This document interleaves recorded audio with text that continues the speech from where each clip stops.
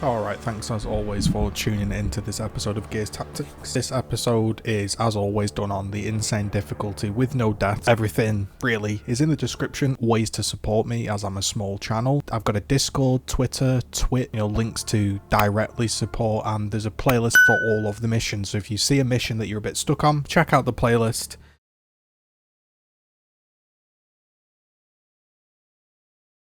Alright folks, welcome to another video. This is Act 2, Chapter 7. Slowly making our way to the third and final act. This one is baiting the hook.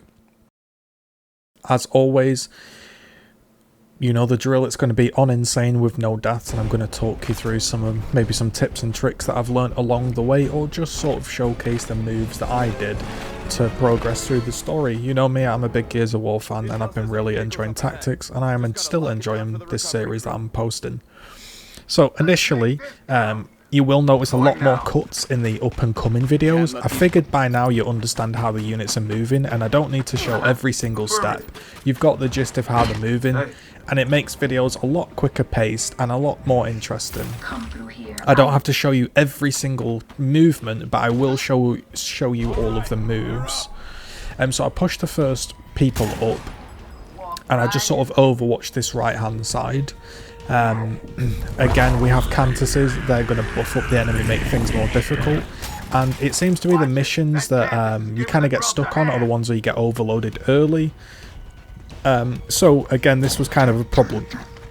The way we ended up surviving, because you can see how many people there are, was almost a piece of fortune. On the left hand side, basically 3 drones missed me and 1 only overwatched me. There's so many enemies, you can see the camera pinging all over the place. But just had to figure it out, and I went for a disabling shot on the grub in front of me. And the reason I did this was because that would free Gabe to pick up this box and chainsaw this enemy, and in turn, with him chainsawing, he put some distance between himself and actually kind of gets himself in like a bit of a safe position here on this block. On this right hand side, we're actually having a bit of a situation where Michaela the sniper was trying to take this one out, and we weren't really having much luck because of the Cantus buff. He was taking so much damage, and I really didn't want him to push up and kill me or Stotty. So I decided to probably use too much stuff on this guy, but at this point I was kind of like, you know what, I just want to get the job done. I popped up with Stotty to shoot and didn't realise I was in Overwatch, but because I was in cover, it didn't actually kill me, but that was a mistake. And we begin to just sort of open fire, and I'm like, hold on, I don't think the second shot's going to kill him. I'm going to have to use a nade.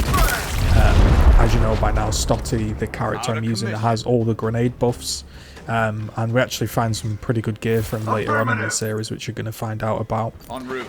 But that's kind of that dealt with, and now we can go back to what we were sort of doing previously and setting up an Overwatch and stopping people just blind pushing. You can see a lot of crossfire going on, which is sort of stopping them pushing us, so you get a little bit of breathing room. And the objective, if you're unsure, is just to get in this circle, really. And again, we're still getting partial hits. I probably should have moved Sid, but the way they missed once, I was like, maybe they miss again. Turns out they did. So this right hand side is pinned. Gabe is pinned as well. I was thinking, alright, let's just deal with Gabe again. So throw a grenade, kill one, and knock the Locust sort of out of his Overwatch, and that frees us up to go ahead and do some stuff. I'm going to reload the sniper and just fire off. It was a 72% chance shot, so I figured I'd take it. And now I'm just going to sort of Overwatch with Gabe again because he's free, and Overwatch again with Sid. I mean, yeah, I probably again should move him into a better position, but they keep missing, so I'm just going to keep it there. And again, just re-overwatch this right hand side. I've found that as the game gets slightly more difficult, they're putting more and more enemies early on, but you've got to remember that it's not a timed mission and it's not a limited turn based mission. So if you want, you can sit back for a couple of extra turns just to make sure you don't get overwatched, really. Yeah, the longer and longer it goes on, they will begin to drop more enemies. But as long as if you're not taking a ridiculous amount of time, you can actually play fairly defensively, and you probably should. You can see here Sid is just tanking, I think that's his 4th shot, and I've obviously found some spot here that Sid just can't be hit, so I'm keeping him there. I'm going to use fast fingers, so nice little headshot there, and that's going to give me the free reload with the fast fingers passive, and with 100% chance to hit, I'm looking at this shot and I'm like, yeah, I probably could go for that one. And then I realised again, similar to what happened to Stotty, I was actually in Overwatch. There's a few situations in this game recently where there's been a bit of lack of clarity when I'm popping up into Overwatch. I'm not going to say that's a problem with the game. It's just something you've got to note, that sometimes you pop out and it doesn't let you know if you're in Overwatch, which can be a bit frustrating when you end up getting killed because of it, but it's just something to... It just means you have to pay attention, really. Now that I've really thinned the enemies out, we're going to just push straight up. And, you know, we're going to make our way now into the circle. Again, I've got the sniper far back because, well, you know, that's kind of the sniper's main advantage, isn't it? Is its range, so I figured I'd set her back. And the Cantus is still causing us a few issues. There's only, I think, 2 or 3 enemies remaining here. And Stotty's in Overwatch, so as always, I thought, alright, well, we'll deal with that initial problem. I push right up for a disabling shot. And now that's Stotty out of trouble. And that's kind of my approach to playing this game now. It's like you just deal with the immediate threat and play defensively, and you only make a sort of play if you really have to. It seems to be the best way. So chainsaw this guy with Gabe, push him back, and just Overwatch it out. You know, there's no real reason for me to push up there and die after surviving a fair amount of turns. You know, so that's what we go ahead and do. Yeah, it might not be the most exciting tactic, but it works. Because I think that's what happened to me early on, as we just discussed, kind of off topic, but when I initially played this game on Insane, it took me hours and hours and hours to do a single mission, and I think a lot of people are going to get turned off just how difficult the game is on Insane, because you can continue the mission with deaths.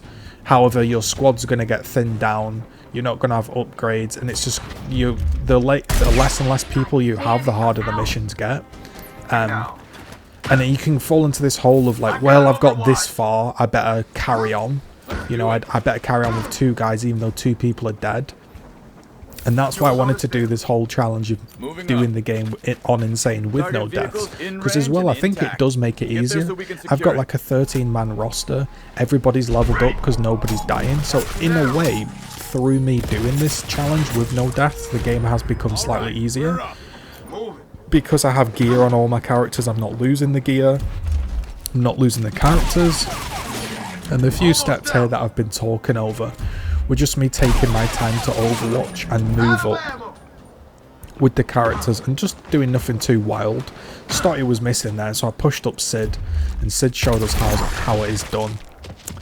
And then we're ready to sort of execute this guy and move on to the sort of next checkpoint of the game. Checkpoint 2 here is starting out. And this mission actually, if I'm thinking of the right mission, because I've done that many that when I'm watching these in my editing program, I actually sometimes forget which mission is which.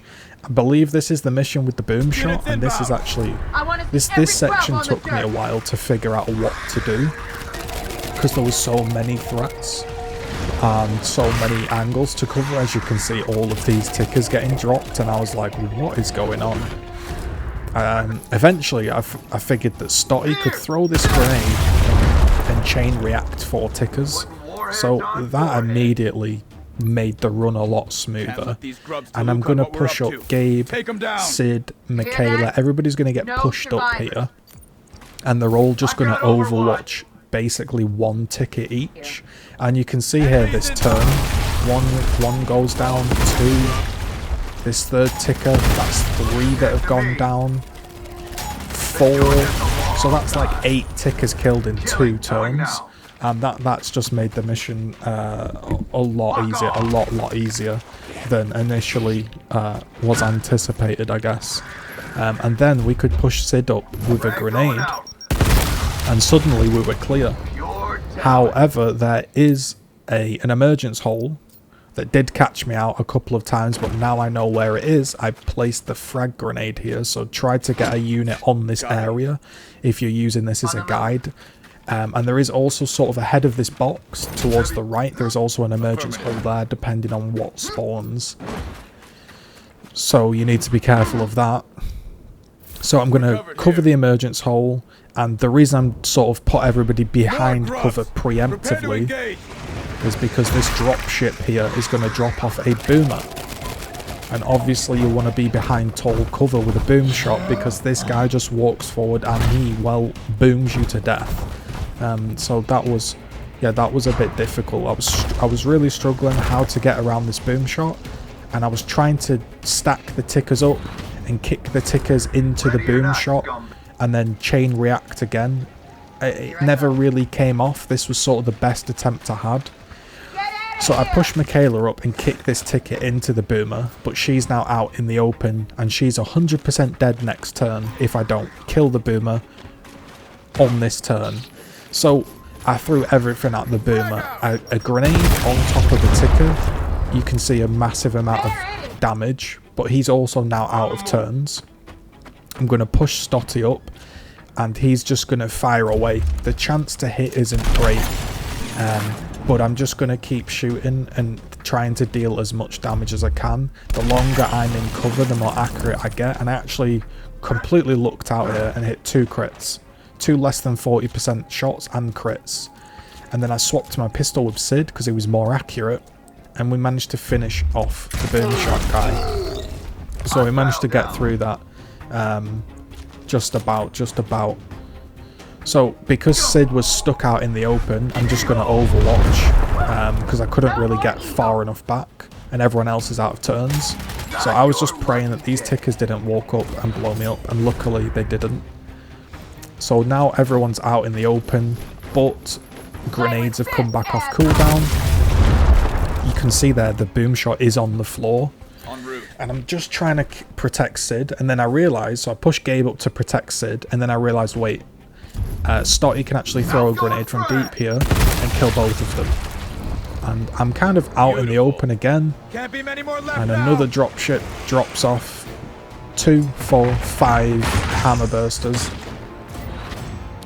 And I was like, okay, what's the strat here? They're all in this tunnel area. There's a lot of angles.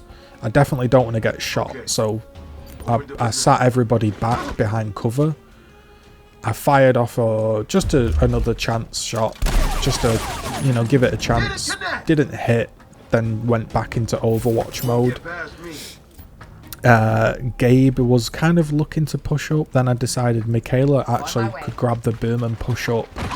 And I found this was my best shot. And the reason for this was, it kind of instantly killed one. It would knock the other away, and it might make Stotty a bit safer.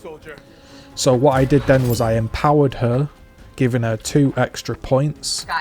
And I decided I'm going to shoot, and then I changed my mind and was like, that's not a very good shot. And I ran it. I used the 2 points to run away and keep the boom shot alive.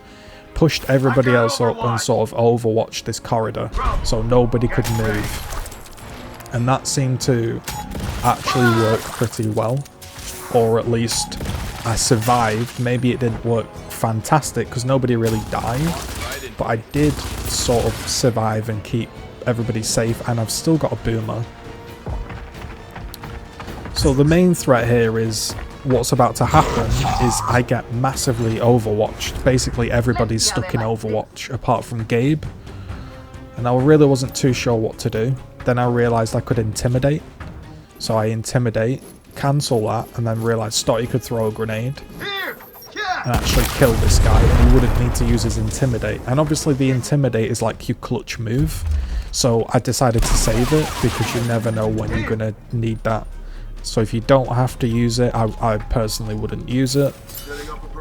Again, Stotty gonna overwatch, and now Gabe can push up because this guy is sort of shocked and overwatched. Chainsaw him up. But obviously now Gabe is kind of stuck in this poison cloud, so I need to get him out of there. I need to move him. But then I was like, wait, we have Michaela with a boom shot still, and I actually found a really nice little boom there that managed to kill both of them, and that was job done, and that was the mission. I hope you enjoyed that. Leave a like and a comment. We'll see you in the next one.